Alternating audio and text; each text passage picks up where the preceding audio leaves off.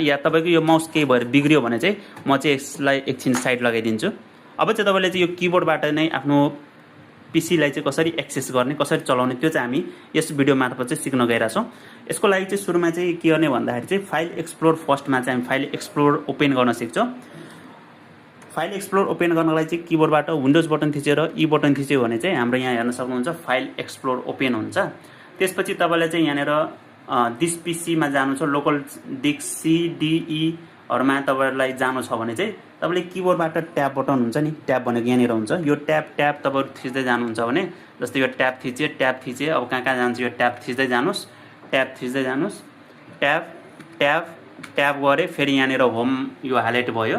अनि मुनिपट्टि यो डाउन एरोले है, यो डाउन एरोले चाहिँ यसले यो मुनि जान्छ। यसरी म मुनि जान्छु यो डाउन एरोले। अब यहाँनिर जस्तै कुनमा जानु छ तपाईँलाई चाहिँ दिस पीसीमै जानु छ भने दिस पीसीमा जाने। अनि यहाँनिर दिस पीसीको कुन चाहिँ ड्राइभमा जानु छ, CD कुन चाहिँ ड्राइभमा जानु छ, त्यसको लागि चाहिँ तपाईँले फेरि ट्याब बटनै थिच्नुपर्छ। ट्याब बटन थिचेपछि यहाँनिर हामी सीमा गयो। अनि यतापट्टि यो राइट एरोले तपाईँहरू अर्को लोकल डिस्क डीमा जान सक्नुहुन्छ। मैले इन्टर गरेँ। अब यहाँनिर के फाइल छ तपाईँले डाइरेक्ट यहाँ ओपन गरेर हेर्न पनि सक्नुहुन्छ। इन्टर गर्नुहुन्छ भने यो फाइल ओपन हुन्छ। जस्तै मैले यसलाई कपी गर्न चाहन्छु भने किबोर्डबाट कन्ट्रोल C ले कपी गरेँ। अनि कहाँ लानु छ यसलाई, मैले यसलाई मिनिमाइज गरेर राख्छु। मिनिमाइज गर्नको लागि चाहिँ विन्डोज बटन थिचेँ, D बटन थिच्यो भने चाहिँ यो हाम्रो मिनिमाइज हुन्छ।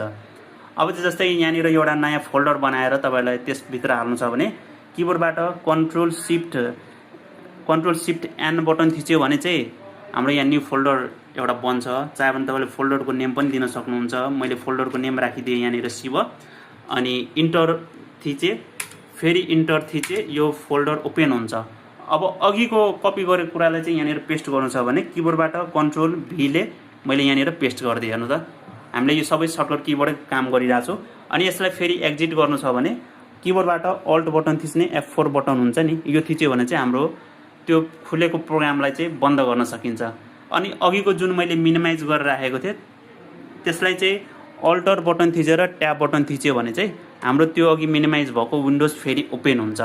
अब फेरि यसलाई एक्जिट गर्नु छ भने किबोर्डबाट अल्ट F4 बटन थिच्नुपर्छ है। अल्ट F4 थिच्यो भने चाहिँ अघिको प्रोग्राम चाहिँ हाम्रो एक्जिट हुन्छ। फेरि यो लास्टमा चाहिँ अब के सिकाउँछु भन्दाखेरि कम्प्युटरलाई अब सटडाउनै गर्नु छ भने तपाईँले किबोर्डबाट अल्टर F4 नै थिच्नुहुन्छ भने चाहिँ हाम्रो यहाँ सटडाउनको डायलग बक्स आउँछ। अनि तपाईँले रिस्टार्ट गर्ने हो कि के गर्ने हो, यहाँनिर डाउन एरोले अप एरोले चाहिँ तपाईँले यहाँबाट अप्सन चुज गर्न सक्नुहुन्छ। यसरी रिस्टार्टको आयो, सटडाउनको आयो, स्लिपको आयो, होइन साइन आउटको आयो, स्विच युजरको आयो। अब तपाईँलाई के गर्नु छ, यहाँनिर जस्तै म सटडाउन गर्न चाहन्छु भने सटडाउनमा चुज भएको छ। अनि इन्टर गऱ्यो भने चाहिँ